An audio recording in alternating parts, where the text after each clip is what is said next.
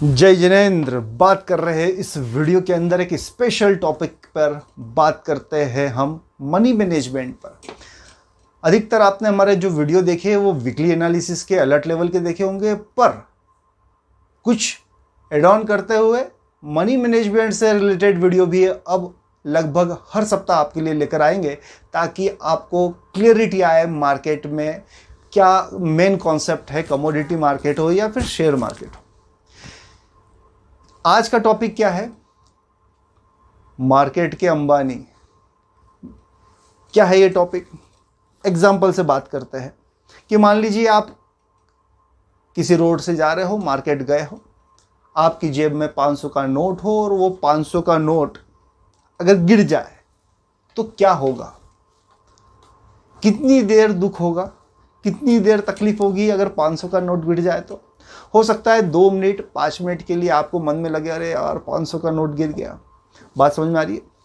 पर वहीं पर अगर आप बैंक से या कहीं से आ रहे हो और आपके जेब में 500 की पूरी ऐसी गड्डी हो और ये 500 की पूरी गड्डी गिर जाए तो बताइए आपके क्या हाल होंगे? बताओ मुझे क्या हाल होंगे? ऑब्वियस सी बात है, उस दिन तो आपको खाना नहीं पाएगा, रात को नींद नहीं आएगी, नींद उड़ जाएगी और मन बड़ा विचलित रहेगा, बड़े टेंशन में आ जाओगे आप। क्यों? ऐसा क्यों हो रहा है? 500 के नोट में आपको ज़्यादा तकलीफ नहीं हुई, 2-4-5 मिनट बाद आप भूल गए कि वो 500 रुपये चले गए, लॉस हो गया या फिर गिर गए। पर ये 500 की गड्डी जब गिर गई तब आपको बड़ी तकलीफ हुई। ऐसा क्यों हुआ? ऐसा इसलिए हुआ क्योंकि 500 के नोट की इतनी वैल्यू आपके लिए नहीं है, पर 500 की गड्डी की वैल्यू काफ़ी ज़्यादा है आपके लिए। 500 की गड्डी आपके लिए मायने रखती है। ये 500 की गड्डी जो गिरी थी ना, इसने क्या करा? आपकी रातों की नींदें उड़ा दी। पर अगर यही 500 की गड्डी अगर अंबानी जी के गिर जाए तो क्या हो?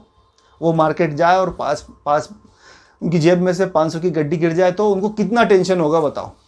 मेरे ख्याल से 1 सेकंड का भी टेंशन नहीं होगा। क्यों नहीं होगा?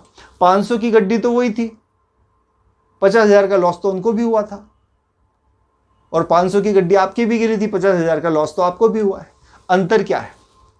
अरे भैया 5,000, 10,000, 20,000, 50,000, 50,000 का जब आपको लॉस हो गया, आपके पैसे गिर गए, रुपये गिर गए, तो वो आपके लिए वैल्यू करते थे और अंबानी के लिए वो वैल्यू नहीं करते थे, क्योंकि उनकी कैपेसिटी थी उतनी रिस्क लेने की। उनके लिए क्या है 500 की गड्डी? कुछ भी नहीं, पर आपके लिए बहुत मूल्यवान थी। बस यही चीज़ समझाने आया हूँ मेरे लिए आपको कि गड्डी वही है, अमाउंट वही है 50,000 का, पर किसी के लिए बहुत ज़्यादा वैल्यू रख रही है और किसी के लिए बहुत कम वैल्यू रख रही है। ज़्यादा वैल्यू किसके लिए रख रही है? जिसके पास कम पैसा हो उसके लिए 50,000 बहुत बड़ी रकम होती है, और जिसके पास अरबों रुपया उसके लिए क्या? कुछ भी नहीं है। कमोडिटी मार्केट में भी यही कॉन्सेप्ट चलता है। अगर आपको छोटा मोटा लॉस होता है ना तो आप पचा लेते हो, पर जब बड़ा लॉस होते हो ना तो ट्रेडर क्या होता है ना, बौखला जाता है, फ्रस्ट्रेटेड हो जाता है। क्यों हो जाता है? क्योंकि उसने अपनी कैपेसिटी के बाहर जाकर रिस्क ले ली। उसकी कैपेसिटी क्या थी? एक नोट गिर जाए उतनी, पर उसने रिस्क कितनी ले ली? पूरी की पूरी गड्डी की रिस्क ले ली। तो करना क्या है? समझने की क्या बात है कि अपनी लिमिट में रहकर काम करो। लोग गड़बड़ क्या कर रहे हैं?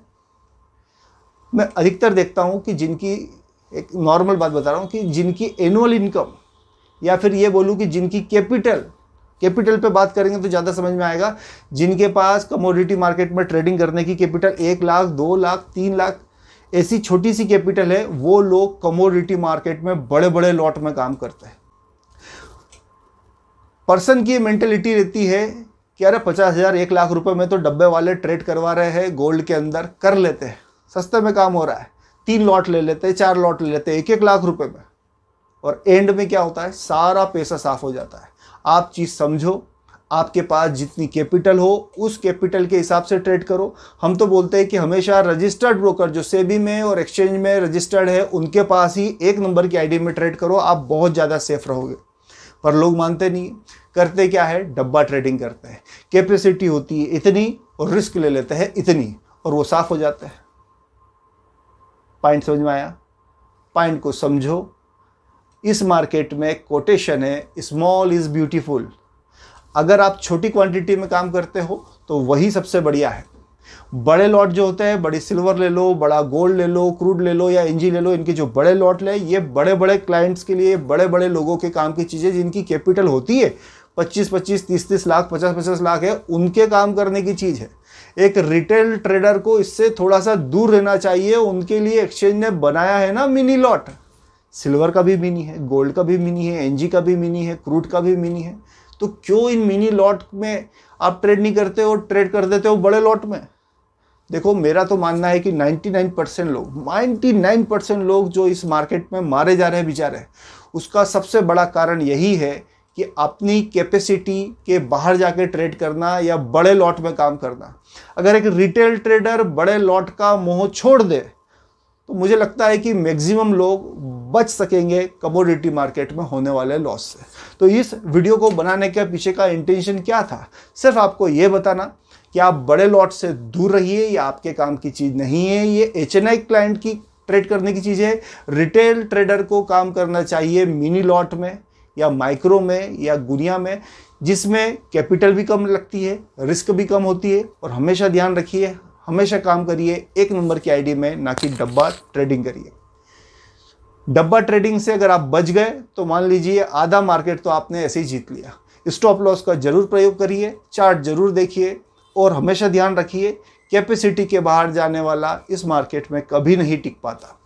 मिलते हैं किसी और वीडियो में, तब तक के लिए जय जय।